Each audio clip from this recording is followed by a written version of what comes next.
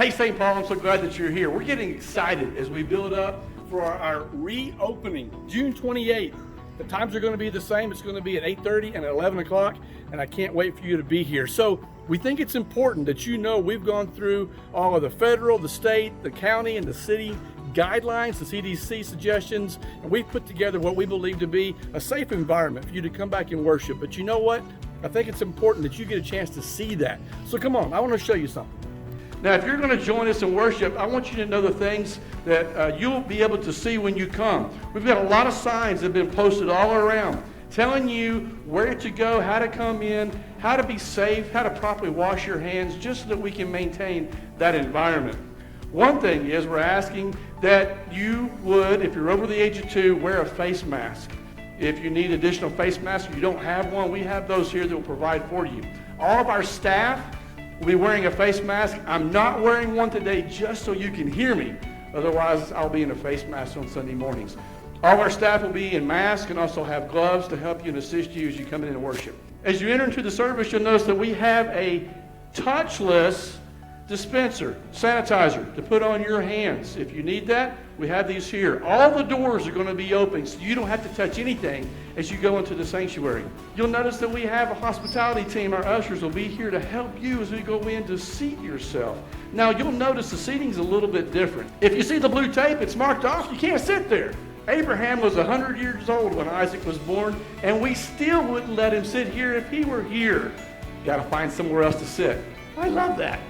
We want to be encouraging, so you'll know when you come in, the ushers will help you try to find a seat to keep the 6 feet distances. You'll also note that you won't receive a bulletin, and there won't be the children's bags either to participate. However, all the bulletins will be up on the screen. The entire service will be there so that you can follow along. Also, too, as you come together, we ask that you get here a little bit early. The reason being, we want you to come in. We don't want you to linger, and just to be safe, we don't want you to do any kind of discussions as a corporate group. We need you to come in, to sit, to worship, and then to leave. You know what? If you don't, you might get one of the staff that'll come up to you in a red shirt and say, hey, please don't have the conversation because we love you. We need to support you in that. You notice the sanctuary has been marked off with blue tape on every side. We have individual chairs, so if you are an individual, you can sit there. If you are a family group, you're welcome to take a section to sit together. However, if you're sitting alone or in twos, you need to be sure you keep 6 feet separated between you and the person next to you. You can sit on both sides. There's a blue tape going down the center so that we can keep that good, safe social distance. So how do we leave the service? That's a great question. I'm glad you asked. Here's what's going to happen. From the very, very back, the hospitality team, the ushers, will come and escort you out row by row so we don't have to pass each other. It'll look something like this.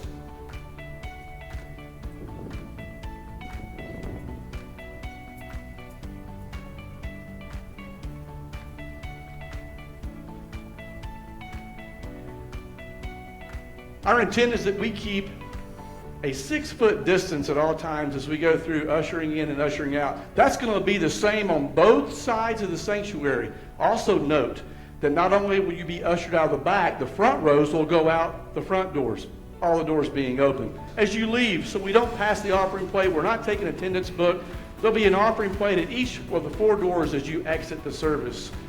Continue with your tithe and offering. Continue with the gifts that God has given to you to bestow on all God's people. And when you leave, this is going to be really hard. But please don't linger. I know you want to. We're so excited to be back, but just so that we can maintain safe guidelines, I'd ask you to leave and please go to your car as we depart. Because too, one thing is we don't want to be able to get and break that 6-foot social distancing, and we, the volunteers, have got to wipe down and sanitize this to get ready for the next service. We've got a new campaign at St. Paul, and it's simply called, I love you so I won't give you a bulletin. I love you so I won't sit with you. I love you so I won't shake your hand. I love you so I will wear a mask. I love you so I will air hug you. I love you so I will pray for you.